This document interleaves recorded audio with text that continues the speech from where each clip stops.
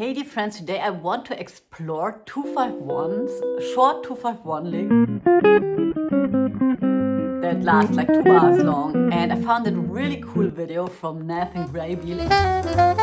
And you know, I always like to check out what saxophonists and pianists are playing, so this is really nice. And he has, first of all, some nice 251 licks that he's selling in his own shop.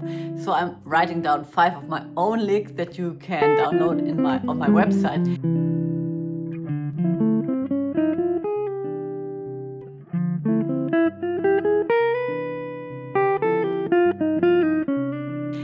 But the more interesting thing, what interests me the most, is how he uses those 251 licks on not only short 251 chord progression. So what many 251 progressions have in common is that the 2 chord is connected to the 5 chord via halftone step. Specifically the C on the D minor 7 is going to the B on the G7, and those guide tones, right, the 3 and the 7 of each chord, they're super important, and you can and will find a connection like this in many lines. So I have it in this first line here. I'm playing a D minor 7 arpeggio, ending on the C, the flat 7, leading into the B, right, the major third of the G7, the third is just like a note that always will make the character of a chord very clear. And then I'm just like playing B, major third, flat 9, root. And then on the G7, I'm ending on the flat 7 again and going into the E. So basically, flat 7, 3 and flat 7, 3.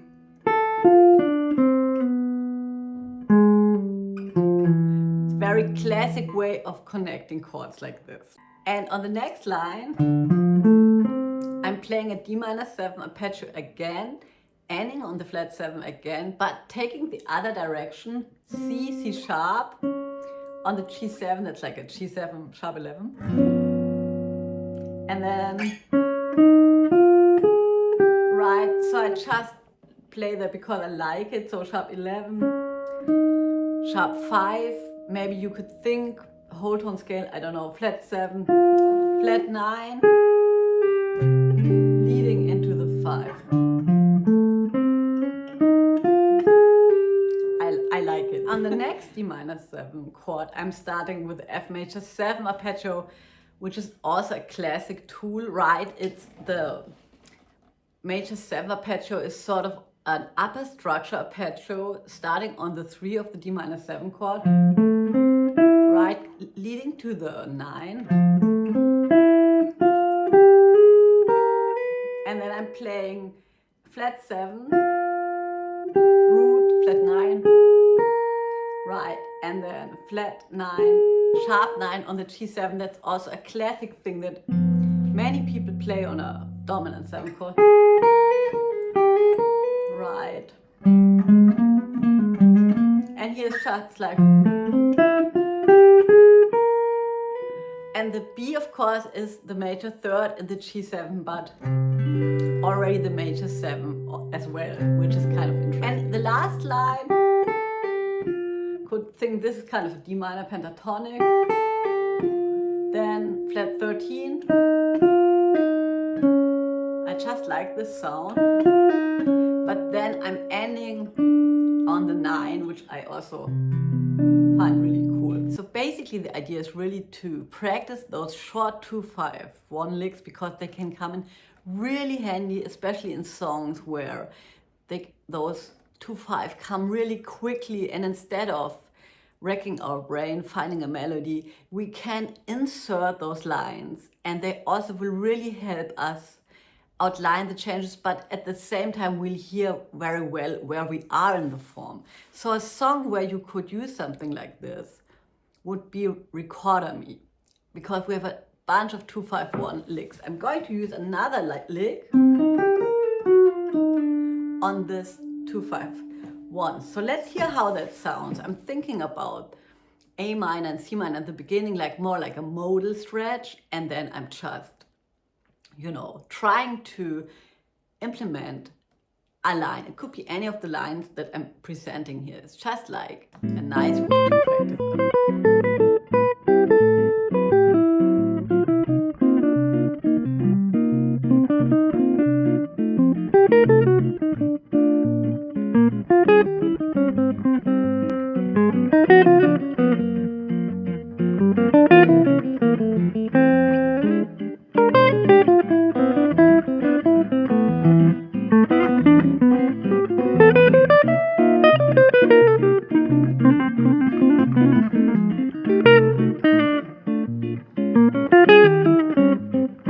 So this is the basic idea, how you have a 2-5-1 that's short on the paper and you inserting the lick, and that's very obvious. But what's much more interesting and what interests me the most is how we can use those lines without having it like, you know, I don't know, being exactly the same thing on the paper and on our fretboard. So that's where I want to check out the stuff that Nathan Graybiel is referring to. And the first idea is to play a 2-5-1 like this on just a 5 chord. So I'm going to record a 5-1, G7, C major, and still going to play the same lick. Let's try how that sounds.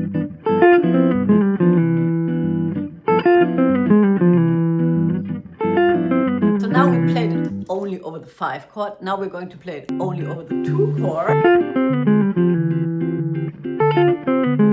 Yeah, this is also very cool because now I'm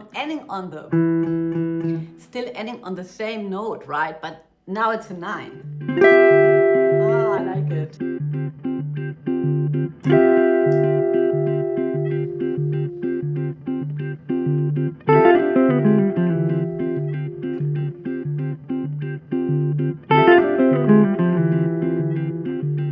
Yes, I most definitely would like to have a little journal with short 2-5 licks, right?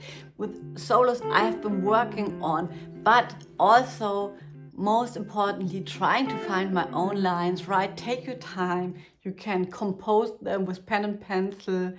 And I think the best way to work on is always to go back and forth between writing stuff down, understanding what you're doing, but also playing. So just like, you know, get yourself a jam track, play over a 2-5, hear how it sounds. If you like it, write it down or even record it and then write it down later on so that you know what you're doing and that you can keep yourself fresh, try new ideas, and yeah, have fun, and I see you around. Bye.